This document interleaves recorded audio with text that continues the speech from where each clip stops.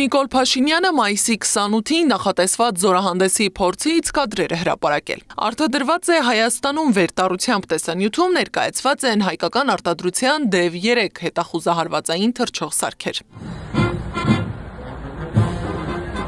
Մեկ այլ տեսանյութում էլ Ֆրանսիայից ձեռք բերված Սեզար թնդանոթներն են։ Հայաստանն ու Ֆրանսիան Սեզարի ձեռքբերման պայմանագիրը ստորագրել էին 2024-ին։ Սեզարը 155 մմ տրամաչափի ինքնագնաց հաուբից է, որի հեռահարությունն առավել առաջադեմ արկերի կիրառման դեպքում գերազանցում է 50 կիլոմետրը։ Սակայն զինտեխնիկայի ցուցադրման հարցում փորձագիտական դաշտն ունի վերապահումներ։ Դեռևս հիշում են Սու-30 կործանիչների պատմությունը, որը պաշտոնական Երևանը գնել է Ռուսաստանից առանց հրթիռների։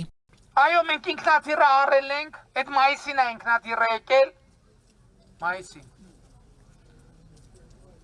Եվ այո, հրթիռները չենք հասցրել մինչև պատերազմը ձեռք բերել։